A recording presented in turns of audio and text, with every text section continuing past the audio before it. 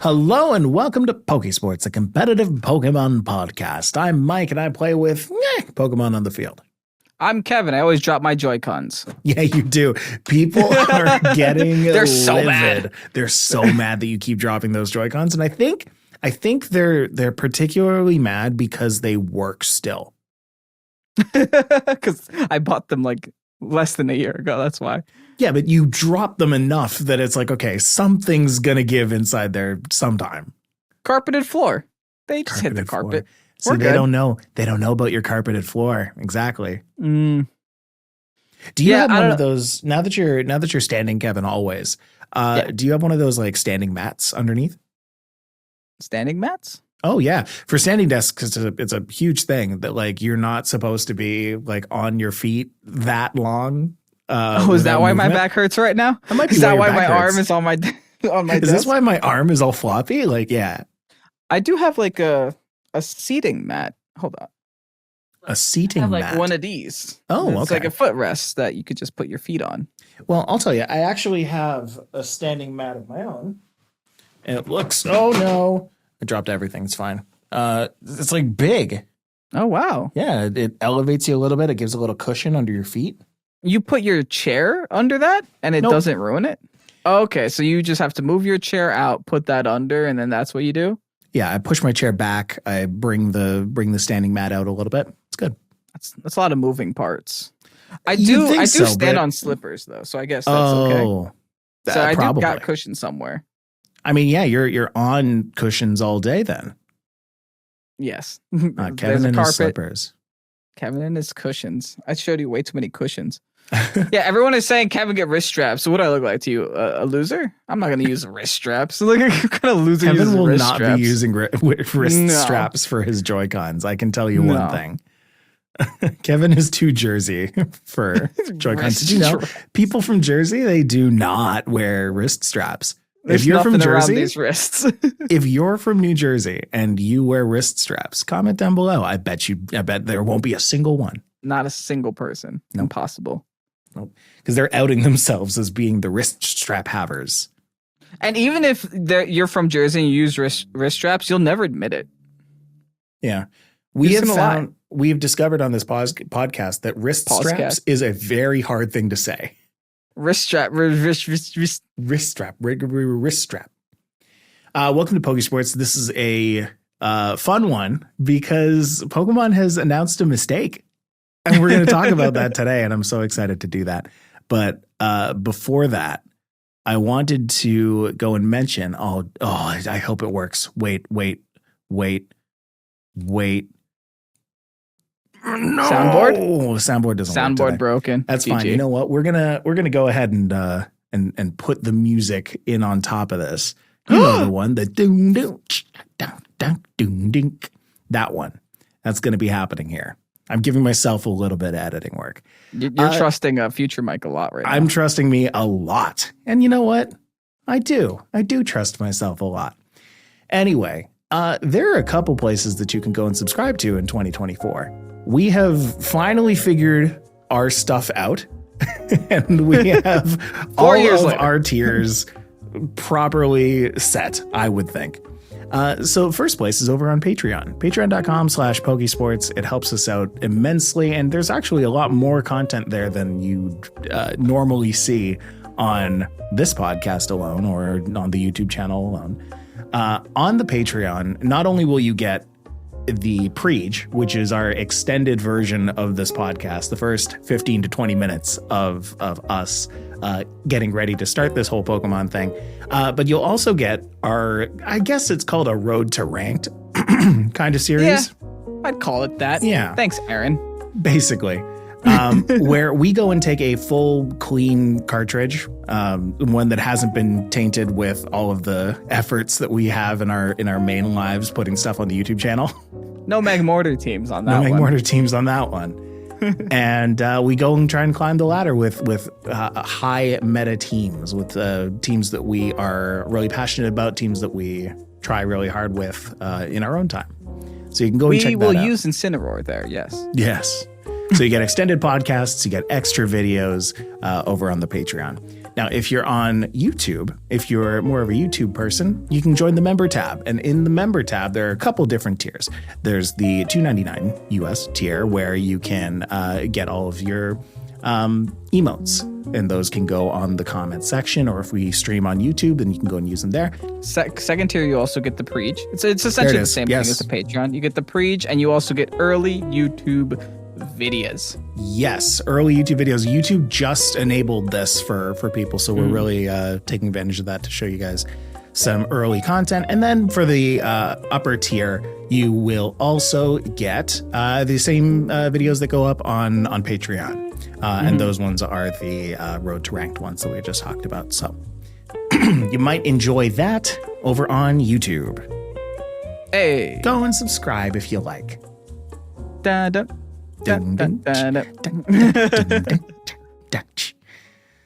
Yes. Okay, we're back. So that's a lot of words. That's a lot Mike of just words. spoke more than he did all day right now. It's so true. Honestly, I have not spoken this much in a whole week. So, okay, Pokemon went and made a mistake. Yeah, and admitted it. And they admitted it. They don't usually do that. They usually just say, hey, we'll just give Indeedee Trick Room now. But no, they admitted to a mistake. I do love whenever they post things like that on Twitter or on X. Because like that's saying that is where they post all of their news, and that's them admitting that like that is the best place to go and post all your news, which is kind of true, I guess. But they do post it on all of their other socials as well. They say, attention, Pokemon BG trainers, much like any of the announcers at like a regional or a national. Attention, video game trainers. Is it the same guy? Or they all just coached to do that? I thought you meant, is that the same guy who wrote this? It might be. Maybe that's what they were saying. No, it's like in the anime where the announcer like looks the same, sounds the same, is essentially the same guy, but like you ask him his name and it's always a different name. Maybe if I watch the anime, I'd know that. Yeah, that's fair. I should. The move Dragon Cheer is temporarily banned from championship events due to the move not functioning as intended and will remain so until the issue is resolved. Now, for those of you who don't remember what Dragon Cheer is or haven't really been exposed to it, I don't blame you, because honestly, it hasn't been used very much in the meta. Probably will now. Oh, yeah, because the thing is, they changed this for online competition, but they did not change it for online competition. Yeah, for Did ladder. I say the same thing twice? Yeah, for actual ladder. Live competitions they changed this for, not online competitions, unfortunately. The Bulbapedia definition of Dragon Cheer. Dragon Cheer increases the user's allies' critical hit ratio by 1 stage. If the user's allies are a dragon type, the critical hit ratio is increased by 2 stages instead. The effect of Dragon Cheer is supposed to be removed by switching, but a glitch is currently preventing this, that they have gone and said will be fixed in version 3.0.1. So essentially, if you go and switch your Pokemon out, they will remain with their critical hit ratio up. That's crazy. Because the thing is, like, that might not sound like a big deal, but think about Annihilate. Sure. Annihilate, if you got 6 Rage Fist stacks, you could switch out, come back, still have those 6 Rage Fist stacks. And that makes Annihilate a lot more cracked than it usually is. But yeah, wow. Interesting. What's crazy is that they actually made this change because this isn't the only bug that this game has had, right? Like, we had that whole Indeedee with Trick Room thing, which was allowed in live competitions. They never changed it. They could have said, okay, no Indeedees with Trick Room are allowed here, and that's just it. Or they also had that, remember that Dondozo bug where if you still hit into a Protect with Order Up, you'd still get the boost? Yeah. They allowed that in live competitions. That's definitely not how that move was intended because they changed it later. So it's interesting that they're actually making this decision now. They're like, you know what? Dragon Cheer, got to put a brakes on this one. Now, is this like they know something we don't, in that like they know that this is actually really, really good? And in testing, they're like, yo, we got to ban this or else like people are going to be mad. Because here's my thought. There are ways that you can have fun with this, right? You have like a prankster Dragon Shear user, right? You use your Dragon Shear. You have another Pokemon on the side use U-turn. Then they go and get out of there. And then you bring them back in later and go and hit some big old Draco meteors. Why not? Because now they're all crits, baby. Crits all the way down. Or what you can do mm-hmm.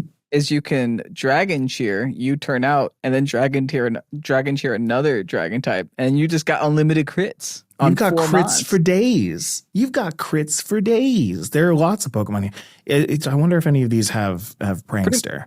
Pretty much every Dragon type that exists has Dragon Cheer. Is sure. what I've noticed so far. Doesn't look like any of them have Prankster though. But I mean, a lot of them. Some of them are Dragapult. Some of those Pokemon are Dragapult. That's the fastest just really one fast, that you got. Yeah. Now, I wonder if Dragapult, you'd want to be the one using Dragon Cheer, or if you want to be the one that's receiving Dragon Cheer. You can do both. Dragapult, yeah, I mean, you could do both. Just run both Dragapult. 2 Dragapults right beside each other. Dragapult and Dracloak. Problem solved. Boom. I bet Dracloak with a built-in Eviolite. The built-in focus energy is pretty good, actually.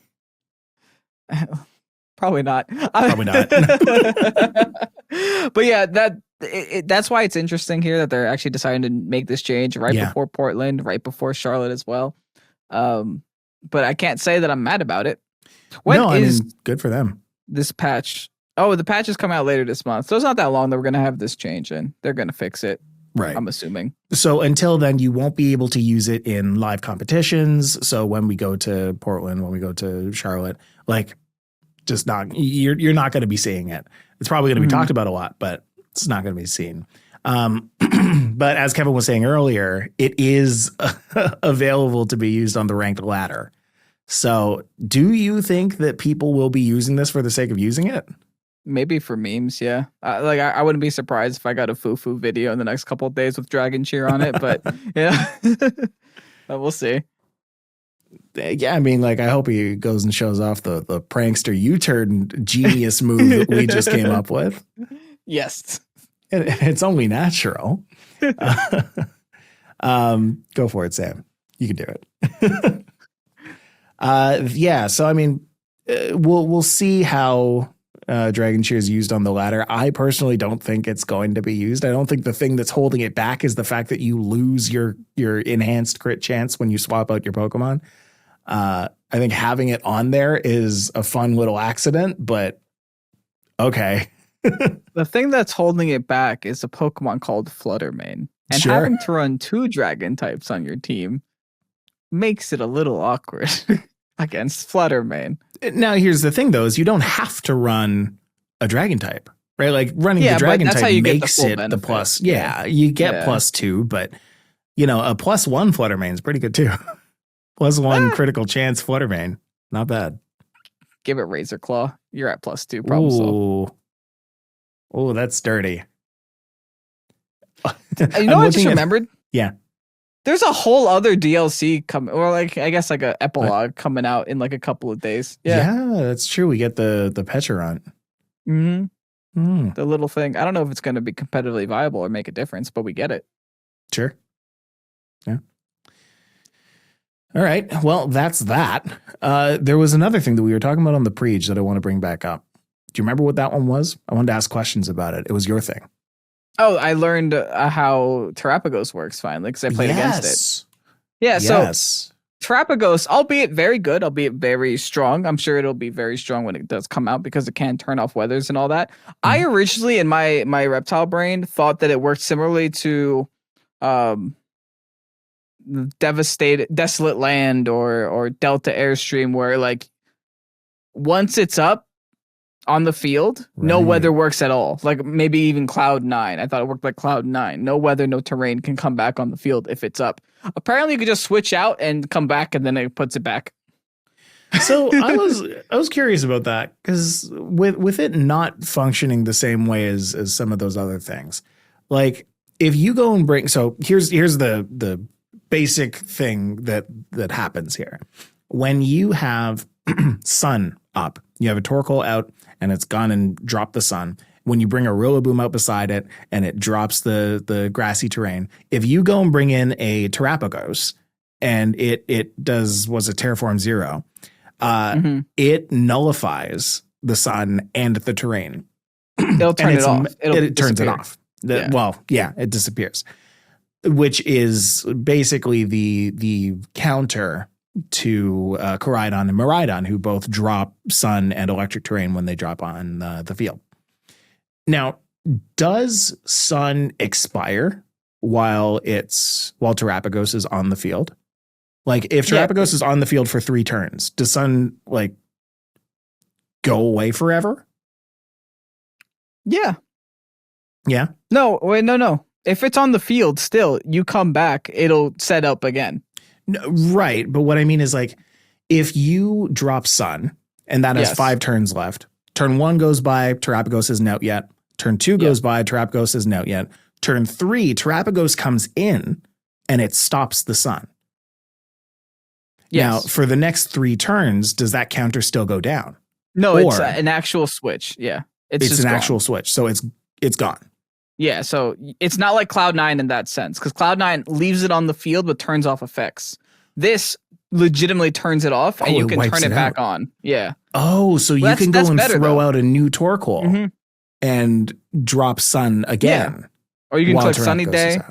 You can go for the overheat eject pack, bring your Torkoal out, and then bring it back in. Oh. This made me happy because I was at the point where, like, it's going to suck once Terrapagos comes in, because Terrapagos comes in at the exact same time, or presumably it's going to come in at the exact same time as Miraidon and Koraidon, and I want to have a chance to use the dang box legends, you know? Right. I don't want to come into the game and then they're completely nullified by another Pokemon that exists.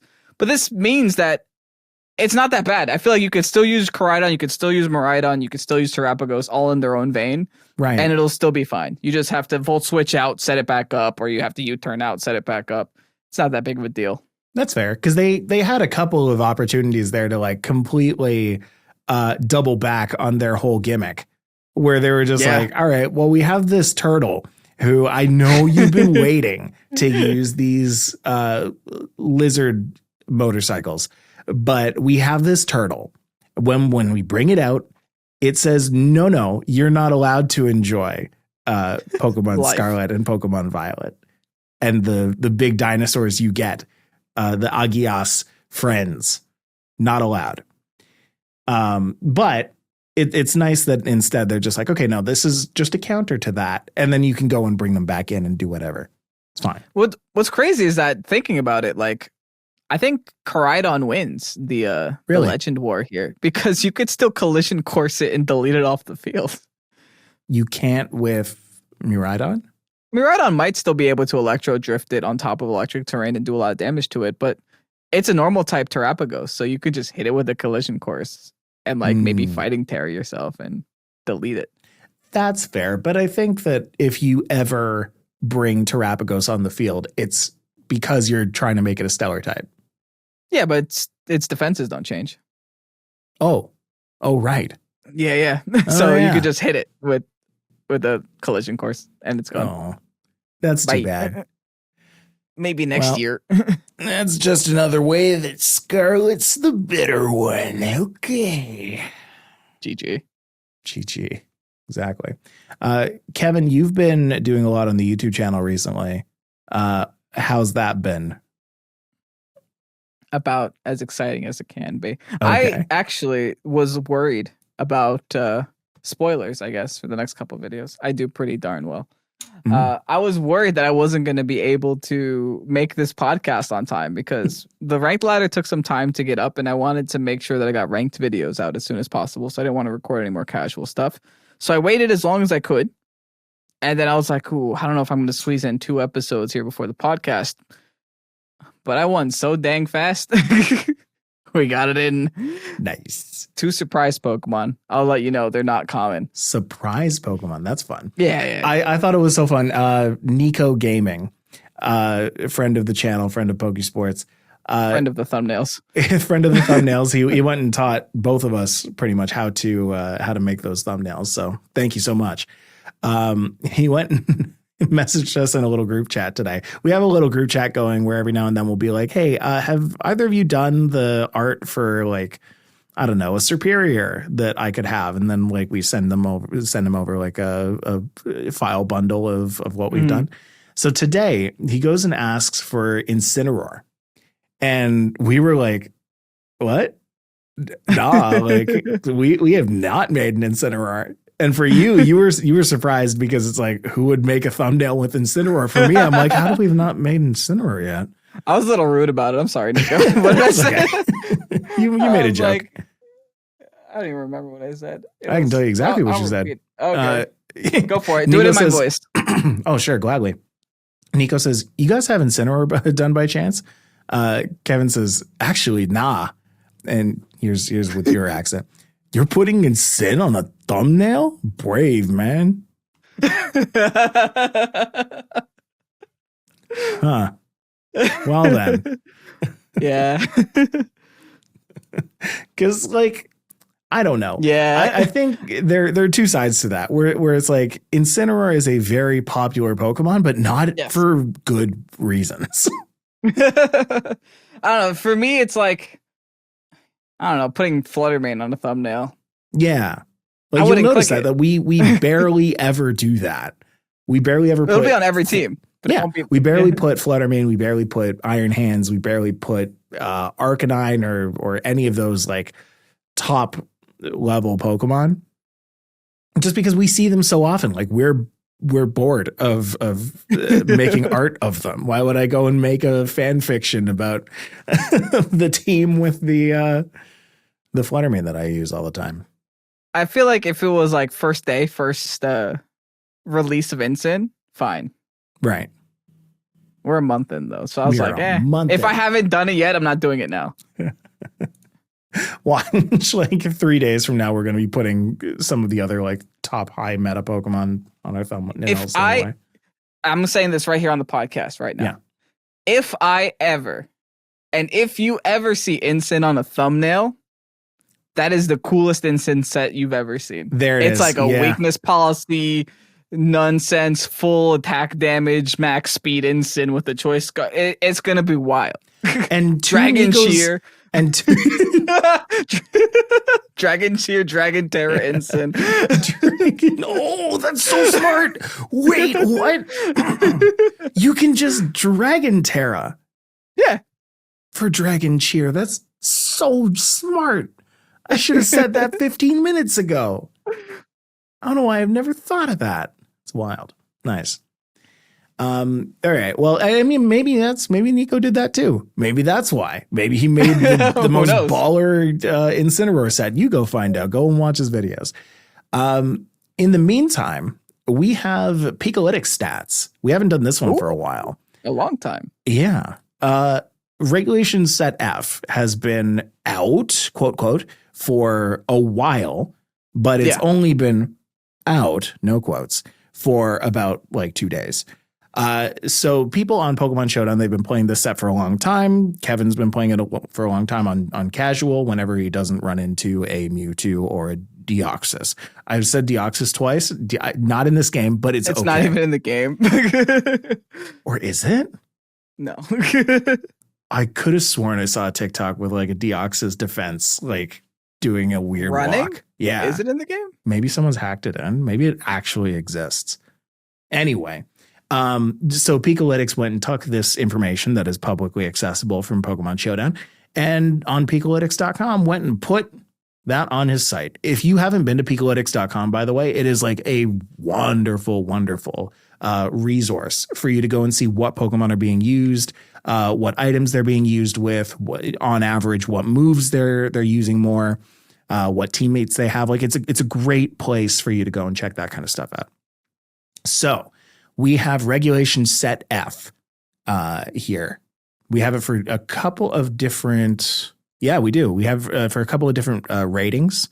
I like to usually go from like the 1760 plus because that's how you know that like the best of the best players, the people who have proven themselves on Pokemon Showdown, you can see how they're performing. Mm-hmm. Because I don't know if you've done this before, but like if you notice the difference between 0 plus, so just anybody who's been playing this, and 1760 plus are like wildly different they're in night and day. some really interesting ways. Like 0 plus has Incineroar at number 1 and Flutter Mane at number 2. That's completely flipped in 1760 plus. And there's a whole bunch that's actually a lot more relevant than that. But 1760 plus, we've got Flutter Mane still at the top at 53%. Who would have thought? It's a lot less than before, though. Yeah, that is true. That is true. We're only less than before. 50 something percent instead of like 80, which it did hit at one point. Yeah. Flutter Mane sets have largely remained the same. You're still going choice specs with Shadow Ball, Moonblast, Dazzling Gleam, maybe Icy Wind, maybe Thunderbolt, maybe Power Gem, kind of, playing with it like that. Every other set includes Protect. So that's why that's number 4 on the list, with like either a Booster Energy or a Focus Sash or something like that. Recently, choice specs has been picking up a little bit more because of new Sunny Day users like Whimsicott and also like Tornadus kind of entering the meta and being scary. There's more reason to run Sun now because you got a lot of cool new photosynthesis mons like Walking Wake, like Raging Bolt, etc., etc. So now that Flutter Mane is in the Sun, you don't need to run Booster Energy. You just run the choice specs and hurt. Now, an interesting thing you just brought up with Whimsicott. I feel like a lot of people would have assumed that Whimsicott would immediately go and hit the top of the ladder. For anybody who's played like Sword and Shield, Whimsicott dominated. Whimsicott was one of the most used Pokemon in that set. But now that Tornadus has Bleakwind Storm, honestly, I think Tornadus has just become way more relevant than Whimsicott has.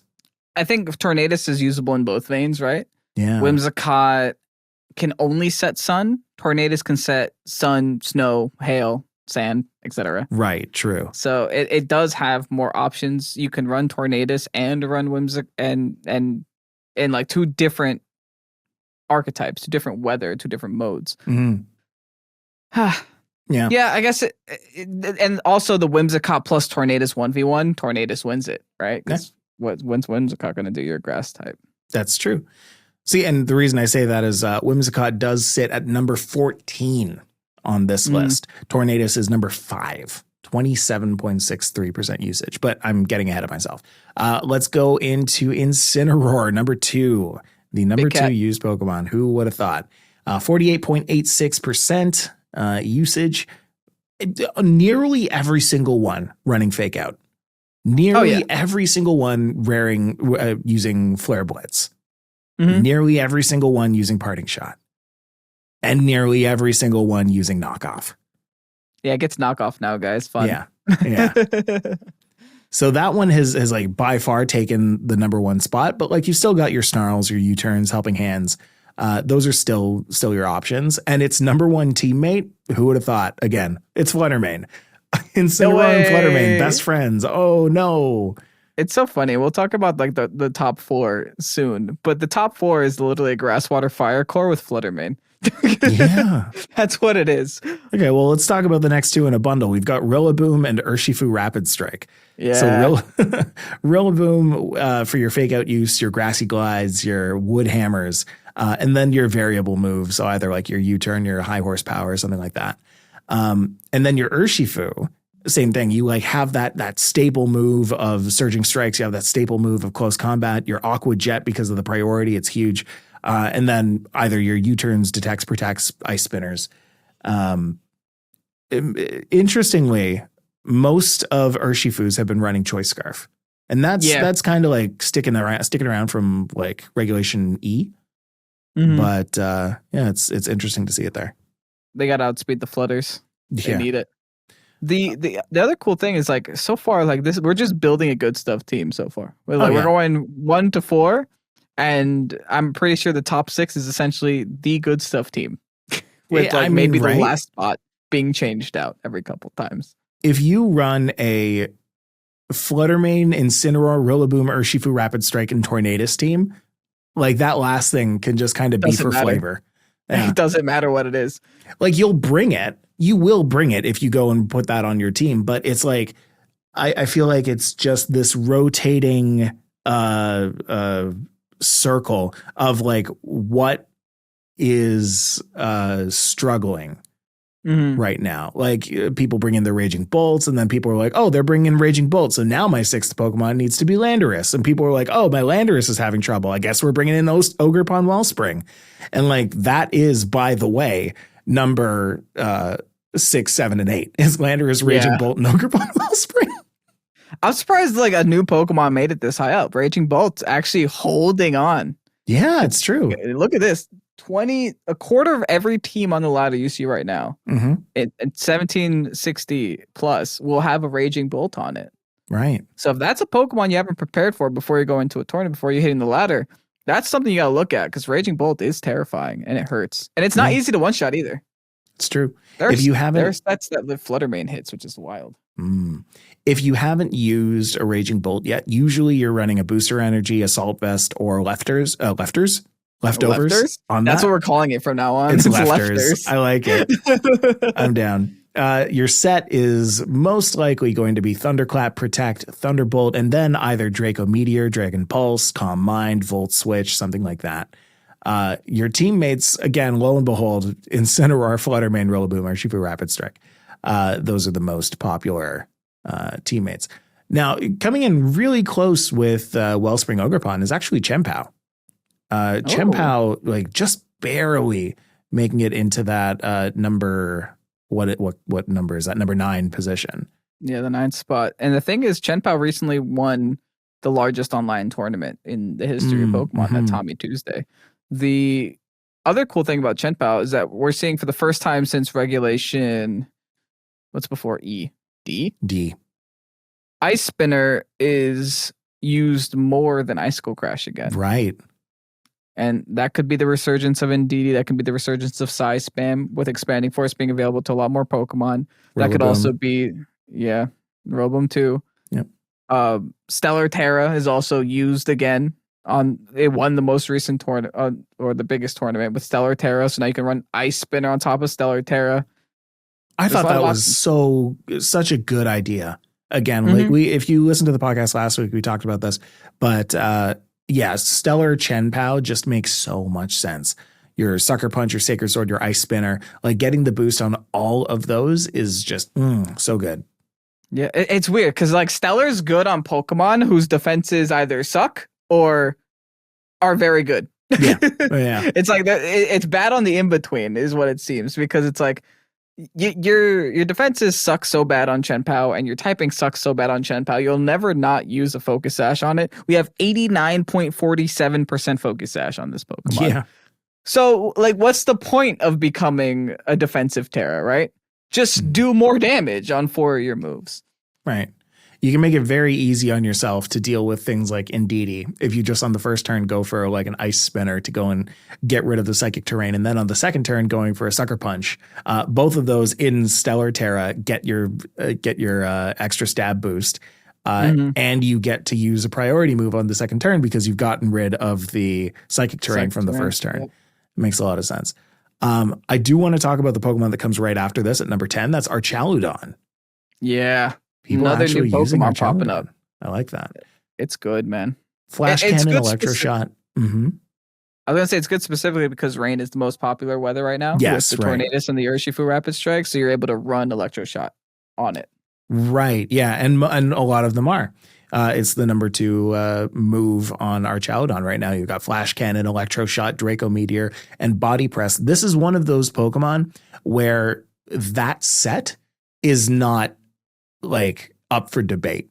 If you're bringing in an Archaludon, you are slapping an Assault Vest on it. You are using Stamina on it. You're bringing Flash Cannon, Electroshock, Draco Meteor, and Body Press. Sometimes you'll bring a Protect or a Dragon Pulse or a Snarl or an Aura Sphere if you are not running Assault Vest, but most of the time you are. So, I mean, it's a really good set, and that's the one you use. Pretty much. Yeah. And if you're not in rain, you probably don't bring Electroshock and you just run Snarl instead. If you're not in rain, you probably don't bring Archaludon. Yeah, that too. If you see another weather setter in Team Select and you are worried that they're going to try and outweather you with like sun, half the time, I would imagine that you're not going to want to bring an Archaludon. You're instead going to want to bring that Tornadus that you have to set the rain dance, and you're instead just going to try and use that to combat the sun a little bit, but you're not going to have your Archaludon that's there to leverage that. Interesting to see people are still using Stalwart. There's still 14% of people using Stalwart. Well, this is also information from like the first month of half of the month really of the DLC. Mm-hmm. When did the DLC come out? Just not stamina. Right. Because when did the DLC come out? When did we get regulation? December? 14th of December? So like we have information from like the 15th of December until the end. So like a lot of people were seeing Archaludon for the first time and they're like, oh, let's try out Stalwart. And then there are people who are like really stubborn on Stalwart and they're like, oh, it's good. I'm telling you, it's good. I think we're going to see less people opting to use Stalwart as time goes on. The thing with Archaludon, it's like, yeah, you can run a beat up Mon next to it, but you don't have to run a beat up Mon next to it. Right. It's like, yeah, that's true. With Annihilate, it's almost like you have to a lot of the times. People will just not hit it. But if you not hit Archaludon, it's going to sit there and Electroshot over and over until eventually it's plus 5 in special attack and it's going to hurt. You're going to have to hit it. I know this is coming really late from me, but can we just have a moment to think about the fact that they gave Primeape an evolution? And they killed it. And it so was angry dead. It died. It was so angry it died. What is that saying about the human race? Because isn't Primeape just us? Oh no. Primeape is the us Pokemon. Oh man, it just it's so nice. I think I remember that. I think I remember laughing about it like at the beginning of Scarlet and Violet, but then eventually I got over it. But now I'm like, I'm fully in there again. Oh, they killed a Primeape and they evolved it. You want to know what I want? And this is a hot take from me. What do you want? Don't give me new Pokemon in Gen 10. Whoa. Listen to what I'm saying. Don't give me new Pokemon Gen 10. Give me every one stage Pokemon that looks like it can use a new evolution. Put it in the game, give it a new evolution. Whoa. That's it. Right. That's all I want. I'm kind of into it. So are we talking I want Smeargle to evolve. I want Smeargle to evolve. Okay. I want Murkrow to evolve again. Right. Honchkrow needs another one. Every two stage, not done give yet. it a third. Not done yet. Generation 10. Generation 10, not done yet. That's what it's going to be. That's the tagline. Okay. That's so good. I like that. And then last one here that I'm going to talk about before we move on. Amoonguss. Amoonguss is number 11 right now. Amoonguss was right up at the top during Regulation E. And I always say about the Amoonguss factor is that in a meta where things are kind of weird, you'll see a lot more Amoongusses. Now, things are a little less weird because we have a lot of other Pokemon, a lot of a more rounded metagame, a lot of a more consistent top 5. So Amoonguss is gonzo. Bye-bye. I'm actually surprised to see Amoonguss this high up. Considering the fact we have like a lot of grass type Pokemon and a lot of Psy spammers running around. Yeah. I feel like Amoonguss would be a little sad right now. Oh, a sad little mushroom. How are the other dinosaurs doing? Are we talking about like Walking Wake? Oh, yeah. Okay, Walking Wake's actually hanging on with the Iron Hands here at 9% usage. Yeah. Monthly rank 16. Bad. Where's our Gouging friend doing? Gouging Fire is far down at number 33. Uh-oh. Yeah. I think it's better than that, though. You think it's better than top 33? I think Ensign is just better. That's the problem. Like, that Pokemon in general is better, but you have other fire types you want to use on your team instead. That's the problem. They had to make a fire Pokemon so obscenely good in order to keep up with Incineroar. And they kind of did that with Chi-Yu when they gave it Beads of Ruin. Like, that's a pretty broken I want to say Ability. passive, but ability. Yeah, exactly. Yeah. It's a pretty broken ability when you consider that Flutter Mane is like the most used Pokemon out there.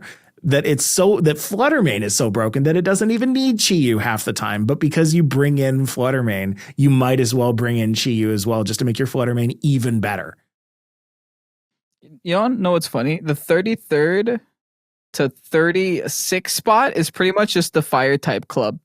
Because that's just where the Pokemon are that are knocked down there by Incineroar. Just like 3 fire type Pokemon all next to each other. You got Gouging Fire, Heatran, and Ogerpon Hearthflame all just kind of chilling in the same spot.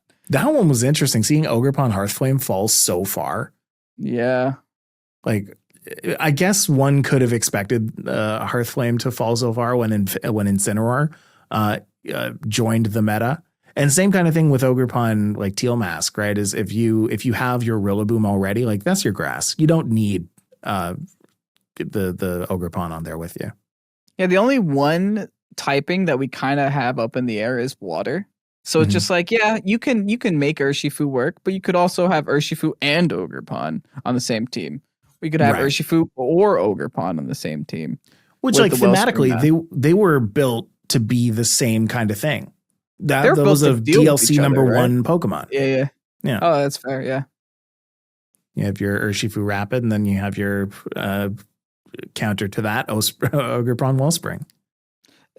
There's nothing an Ursh can do to a Wellspring. Yeah. Yeah. You got Spiky Shield. You got Horn Leech. That thing doesn't like that. So yeah, and then you got Water Absorb. There you go, Water Absorb. Exactly. And follow me. Yeah. It's annoying. Yeah. So that was really interesting. I did find it kind of funny that Dondozo and Tatsugiri are still fighting for dear life. I found it kind of funny. Found it kind of sad.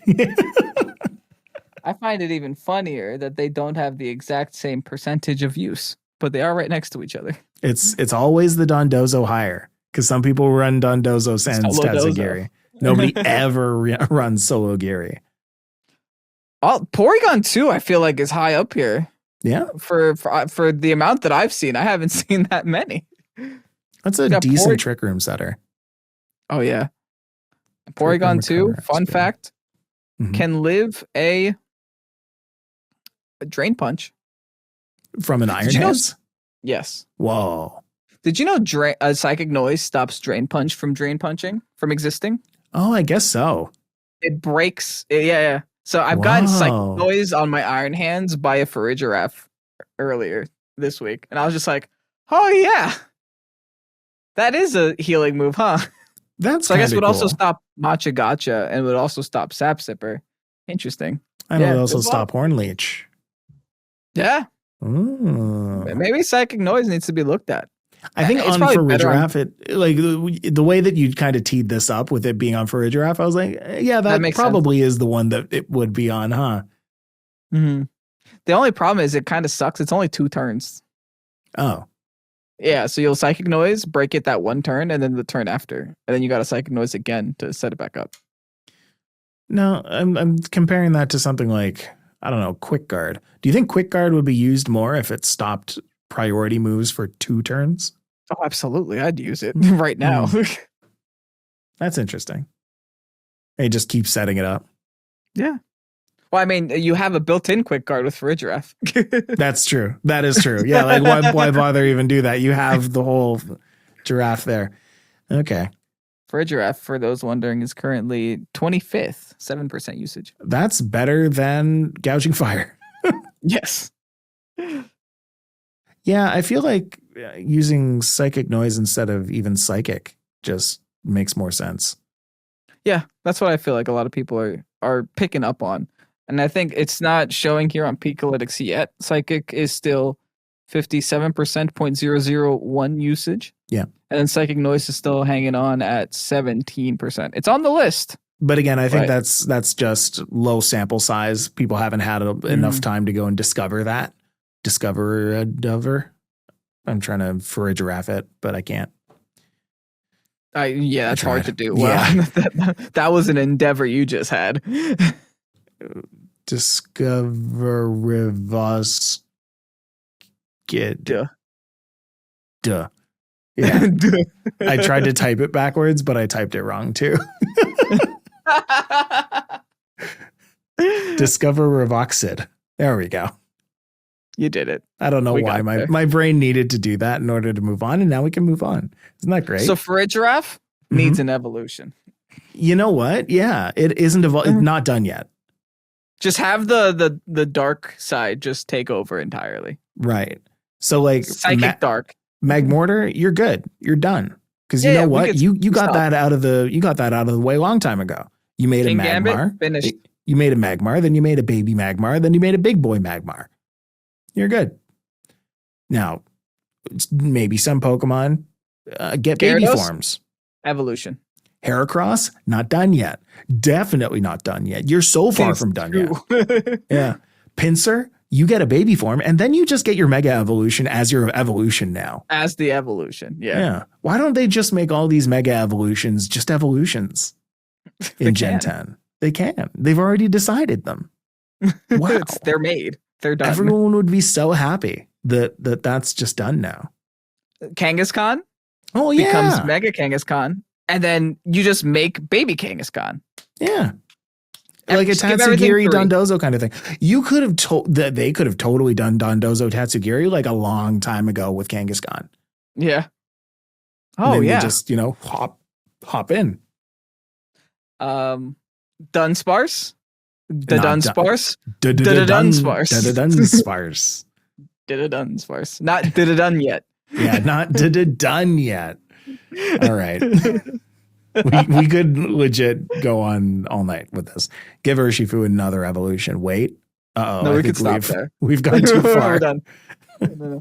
Urshifu, keep that locked in the DLC in 2 generations ago. In fact, just give us Cubfu and don't give us Urshifu.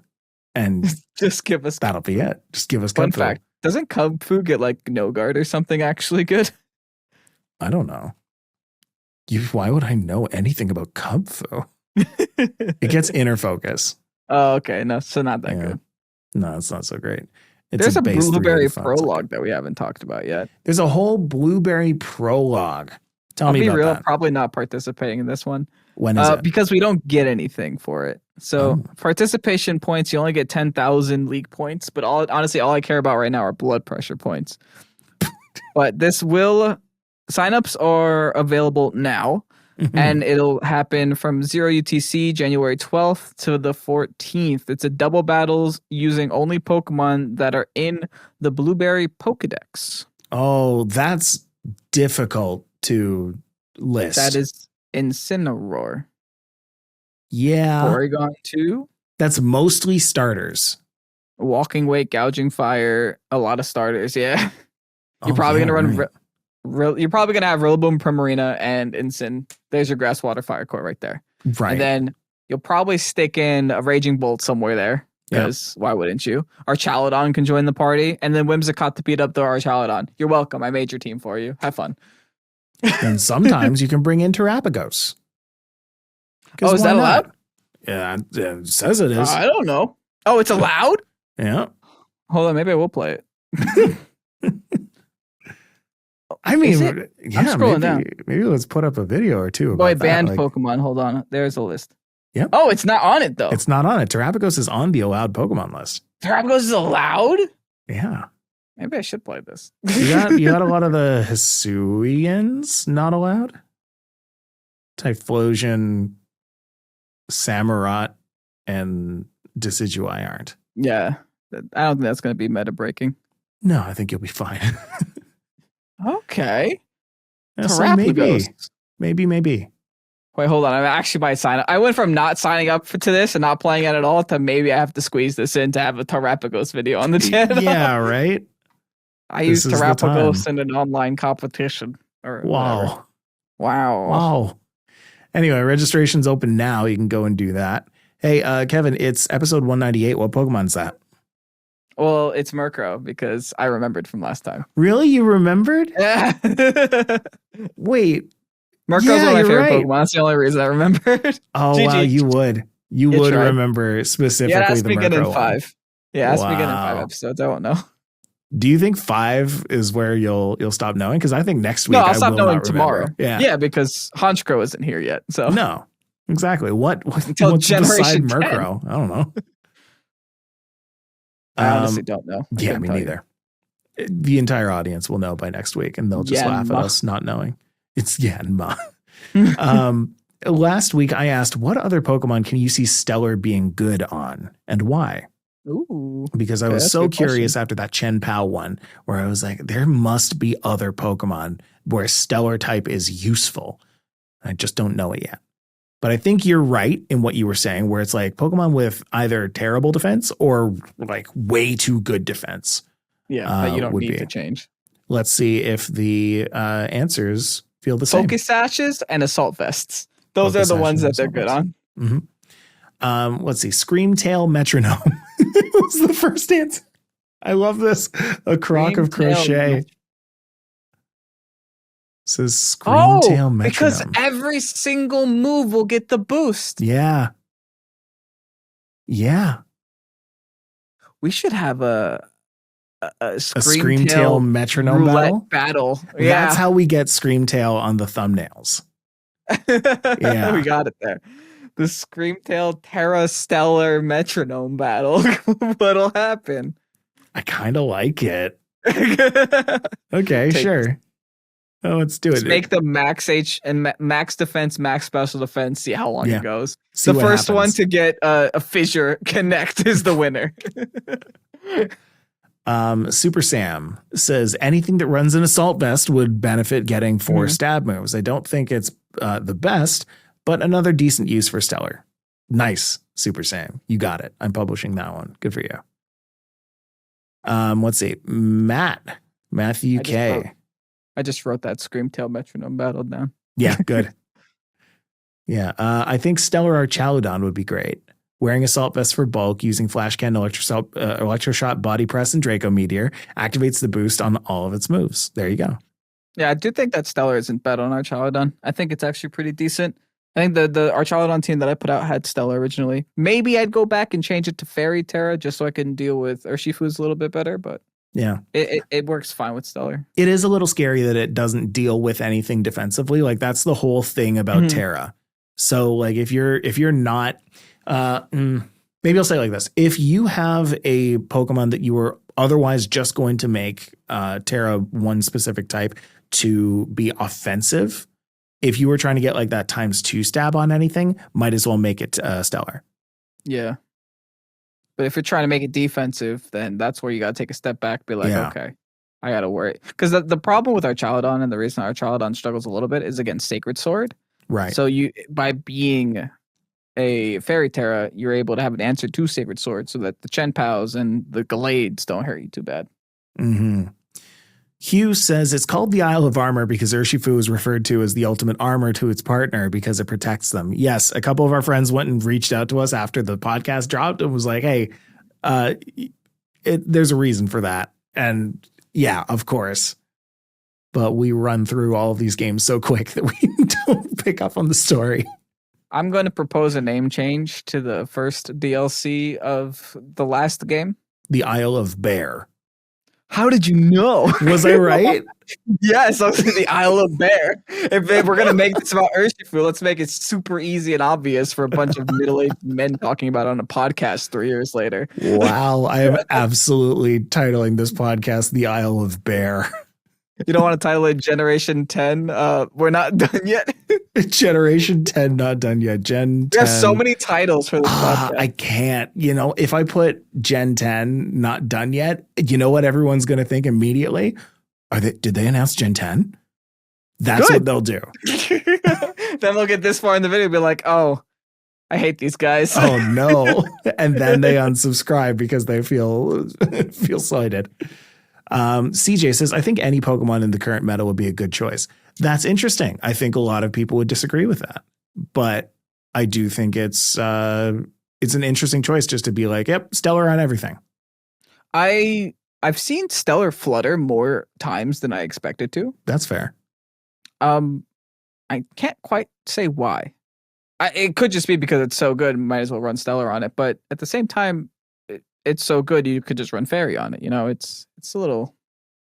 I feel like it's a bold choice to put Stellar on Flutter Mane, considering how many Incineroars there are and how much knockoff can just destroy a Flutter Mane that has a neutral weakness to dark.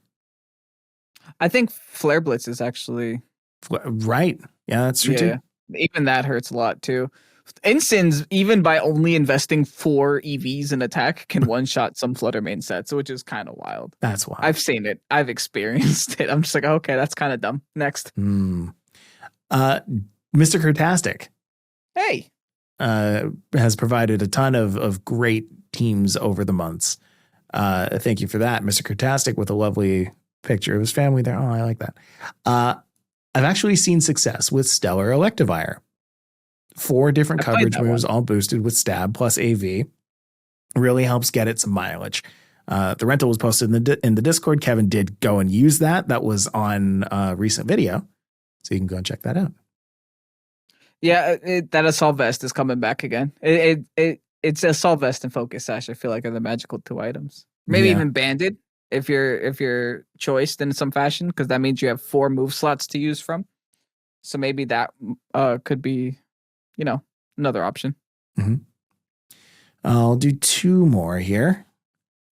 I think Dorothian says I think that any Pokemon that outputs massive amounts of damage and utilizes a wide variety of move types should make massive use of it.